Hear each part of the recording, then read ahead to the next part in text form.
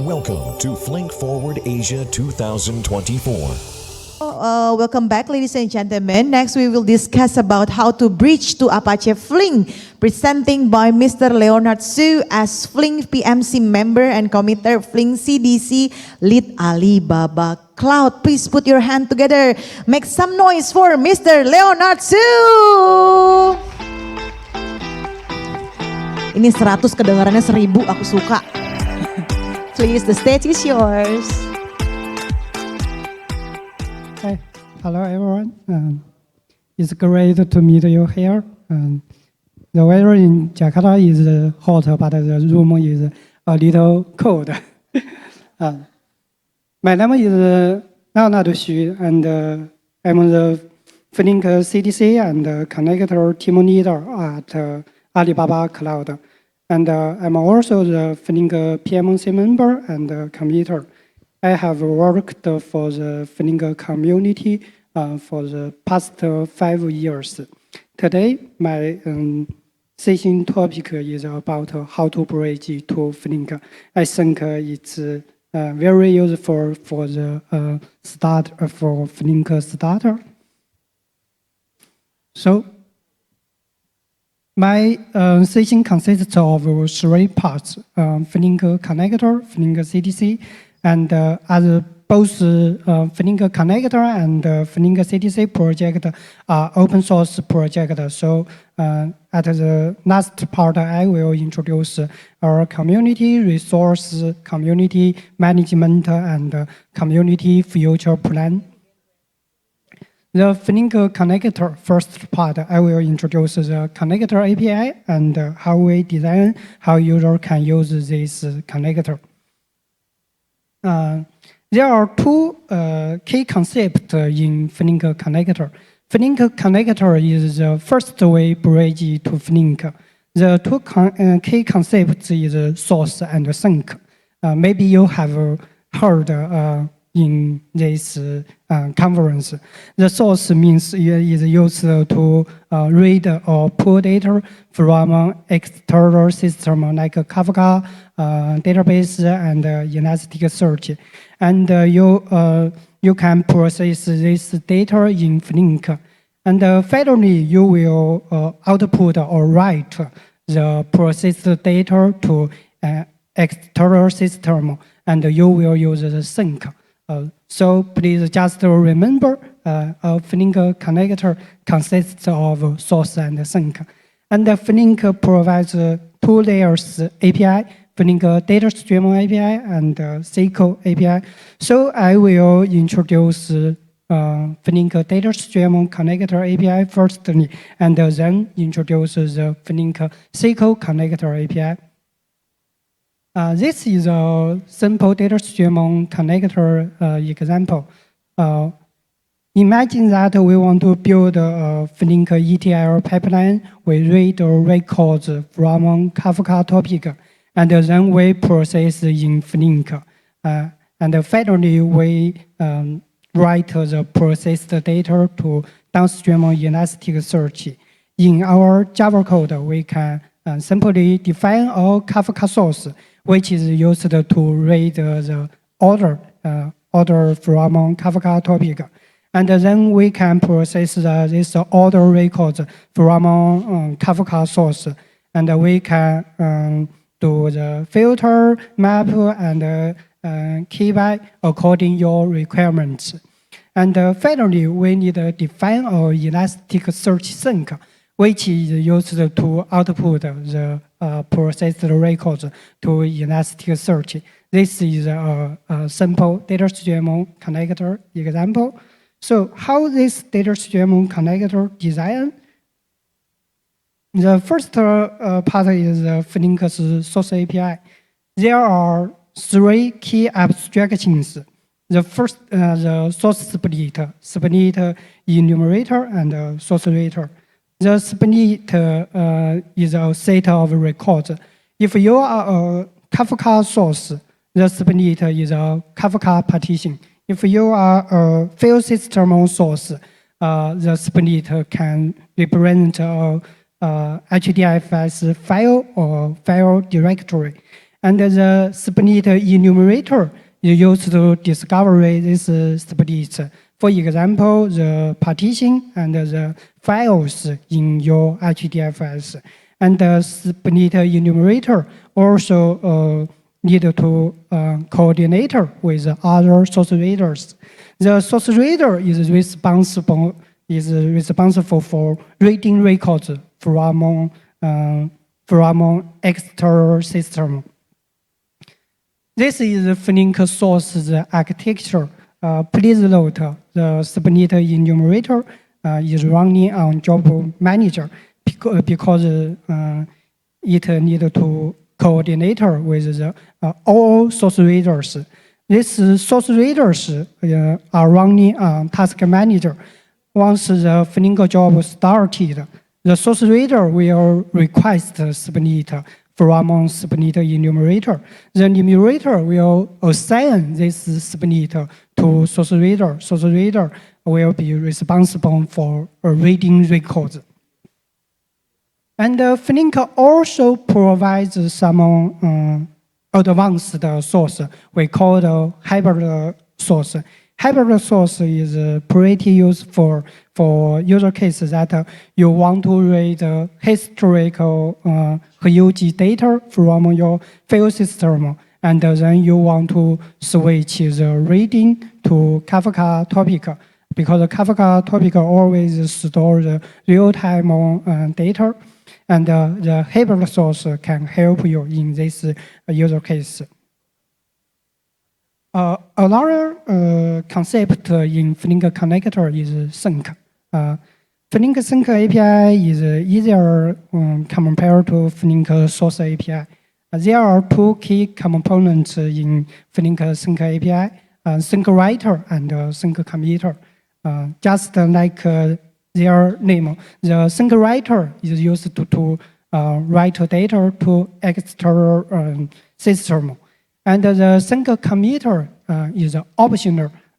Usually sync writer is required, but sync committer is optional. Sync committer is used to commit the transaction to external system. For example, if you are a database sync, you want to achieve exact nuance semantic. So in this user case, you need to the sync committer to finish your transaction commit. And this is Flink's sync architecture. Flink's sync is pretty flexible, and that means you can build your own sync according to your requirements. So the sync writer is required, but the sync committer, pre-write, pre-commit, and post-commit, this operator topology are optional. So you can build your own sync topology according your configuration, according your user requirements. And that the source after the source and the sync API, I want to introduce the SQL connector API. But before introduce the SQL connector API, I will show you this SQL connector example. Lincoln and Xintong also introduced the dynamic table concept in Flink SQL. So in this example, imagine we want to read the orders data from Kafka topic, and then we need to enrich the order from the product table, which is stored in the Redis cluster. And after the enrichment, we want to write the enrichment, the enriched orders to Hive table, the result table. In this user case, we need to define three dynamic tables. The first, Kafka source table. Please note that with the properties have a key connector. The first one is connector equals Kafka, and the second one is the dimension Redis table, and the connector equals Redis. And the third one is the Hive result table. The connector type is Hive. So once we define the three dynamic table, and we can write a Flink SQL. This Flink SQL is built real-time on ETL job. It's very simple, select and with a lookup join. The orders table join the products table, and we finally write the join the result to the Hive result table enriched orders. So how we integrating source and sink to the table or the SQL API? There are two. Let's come back to above SQL connector example. In this example, the Kafka source is a dynamic table source. Specifically, it's a scan table source because we need to scan the Kafka topic or data. And the Redis table is also a dynamic table source, specifically lookup table source, because we need to look up the Redis records by key. And in above example, the Hive result table is dynamic table sync. It is used to build the table sync. So in this way, we can bridge the data stream source and sync API to Flink's SQL API from source to table source, from sync to table sync. Flink SQL is pretty easy and very powerful, but it still has some issue. The first one, when you write a Flink SQL job, you need to manually map the external data type to Flink SQL type. For example, you need to map the JSON type to Flink SQL type. You need to map the Redis record type to Flink SQL type. And another thing is different connector has different properties. For example, Kafka has the property bootstrap servers, and the Redis has the property host, which Kafka doesn't have. It's pretty hard to reuse. And in above example, we create three tables, and we need to write too many create table statement set. These are SQL's issue. To address this SQL issue, Flink community provides the catalog API. With the catalog API, we can manage our external systems, and we provide the metadata like a database, table, partition, view, and function, and so on. With the Flink catalog, it can reduce the develop cost of Flink SQL job. Look at this example. If we have a catalog, is a MySQL catalog, when we want to build a Flink SQL job, we can use the catalog table directly. We do not need to write the create table DDL anymore. And let me summarize the Flink connector API we just talked about. The first one is the data stream API. Data stream connector API is the basis of Flink connector. And the SQL API is built on the top of data stream API. And the catalog API is designed to reduce the development cost for SQL users. Okay, and the second part, I will introduce another project, Flink CDC. Flink CDC provides CDC connectors and CDC YAML pipeline.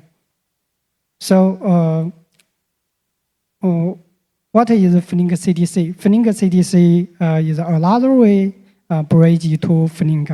And Flink CDC is an end-to-end streaming data integration tool that implements unified snapshot rating and incremental rating based on the CDC technology. The CDC means change data capture. Just like the data flow shows, Flink CDC will firstly read the snapshot data of your MySQL table and then to read the change log. For example, MySQL is bin log, read the data from the bin log. And Flink CDC will provide a real-time snapshot for downstream Flink operator and downstream systems. In this way, Flink CDC can provide a unified real-time data sync. And let's look at the traditional CDC pipeline. We call this architecture lambda. We need to carry the snapshot sync and changelog sync. Usually, people will use the data access or scoop to do the snapshot sync, and use the DB or Cloud to do the incremental sync. And then we need to merge the snapshot table and the incremental table with the help of your schedule system. But in this way, you need to control too many data infrastructures. For example, the scoop cluster, the DB cluster, and your schedule system. And because the merge process is scheduled by the schedule system, the data consistency and the data freshness is not so good. And from a user's perspective, you need to learn and control too many technologies. It's not so good from a user's perspective. But with Flink CDC, what we need is only a Flink job. Flink CDC is a unified sync design, and the Flink framework can provide the exact nuance semantics. And once the Flink CDC job enters the incremental rating, we can offer the sub-second latency. It's a pretty low latency. And from a user's perspective, you just need to know Flink. You do not need control data access cluster, Cloud cluster, or DB cluster, and the schedule system anymore. So Flink CDC provides three kinds of user API. The YAML API is most recommended because the YAML API is most powerful. It provides advanced feature like schema evolution, schema sync, and full database sync, and also supports transform like a filter, projection, and user-defined functions. And the left side is this database that Flink CDC has supported, for like MySQL and Kafka, Postgres, MongoDB, MariaDB, OceanBase, and so on. And the downstream is that when your CDC data come in Flink CDC, you can write to downstream systems. So compared to the Flink SQL and data stream API, YAML API is most recommended for CDC pipeline. This is a YAML pipeline example. It's very simple, but very powerful. Let me explain why it is so powerful. We only need one YAML file to describe, to build the data sync pipeline. And when we start the Flink job, we only need one shell command. And in this case, we use this YAML file describes sync all MySQL tables to Starox. And the schema evolution is supported by default in YAML pipeline. That means if your MySQL table add a column or rename a column in downstream Starox, the table will automatically add or rename a column in sub-second latency. So this is how we implement the schema evolution feature. The detail is pretty complex but fantastic. So we have some event type. For example, schema change event, like a create table, like a add a column table, and we have the data change event. Data change event is designed for store the change log. And we also have some control event, like a flash event. Flash event is used to flash in-flight records with old schema. Imagine that if your MySQL table add a column, and you need to flash all in-flight data with the old schema, and then you need to send add a column event to your Pymon or Starox system. And once the Pymon or Starox have been added this column, and the new data with broaden schema, and we can send this new data to downstream systems. Another key feature I want to share in YAML is transform. As you know, a ETL job, the transform is pretty important. We design the transform use the SQL-like syntax. We support projection by the SQL select. We supported computed column and user-defined function and filter. We also support define primary key and partition key for downstream table. In this way, you can control how your data shuffle. And we also support the AI model in YAML. So in AI model is too popular, and that I don't want to talk about AI and AI model themselves at this room. But what I want to share is Flink, this real-time computing engine can help your AI model can help your AI model better, because if you are build your AI model and you build your GPT or your RAG pipeline, you will find the fresh data and your real-time data is pretty important for your model.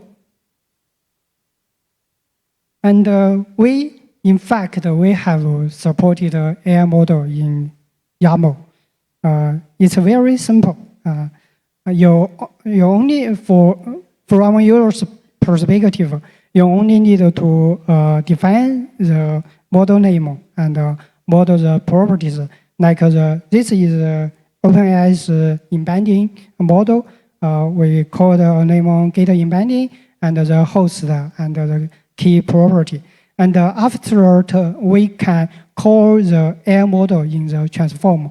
In this example, we want to generate the embedding vector by the articles content and title. And then we can write this real-time vector to Elasticsearch or some vector database. If you want to know more about the Flink CDC YAML YAML AI models detail, you can visit the Flink Jira because we have merged the code and documentation last week. Yeah, and the last part, because Flink, all Flink connectors and Flink CDC project are open source. So I want to share some community resource and the community management. The first one is Flink connector management. Our code repository is on GitHub. Each connector uses a separate repository under the Apache organization. And each connector has its own documentation, but we will link all connector documentation together, so you can visit all connector documentation in Flink official website. And we use Apache Jira to check Flink issue. Let's take Flink Elasticsearch as an example, and you can follow this syntax to find the Flink Kafka connector, Elasticsearch connector, and other Flink connector. There are also two tips. All Flink connector is open source, but the copyright belongs to the ASF, Apache Software Foundation. So please note to follow the Apache license. And another thing is, if you want to contribute to the community, your code and documentation PR, you require the Flink committer to help code review. And there are some public Flink connector resource about how we design Flink connector API, and also has some materials about how to build user-defined source and sink. According to this resource, you can build your own custom connector. Because the Flink community only offers some built-in connector, not all connector. Some connector you need to build by yourself. And another part is about the Flink CDC project. Flink, over the last year, Flink CDC project grows rapidly. Our global contributors and our code commits on GitHub master branch and our GitHub stars has a nice growth last year. And about Flink CDC project's management, Flink CDC is the most active subject of Apache Flink. Flink have many subjects, but Flink CDC is most active. Flink CDC share same contribution steps with Apache Flink, but we have an independent documentation website. So you can visit our documentation website for more information. And the last part is about our future plan. We plan to support the batch pipeline and AI model. AI model has been merged, and we will release the latest CDC version 3.3 as soon as possible. And we also have the plan to support more extra systems like PostgreSQL and Iceberg. And we also have a plan to support more schema change event type. For example, we support the schema change event type about 10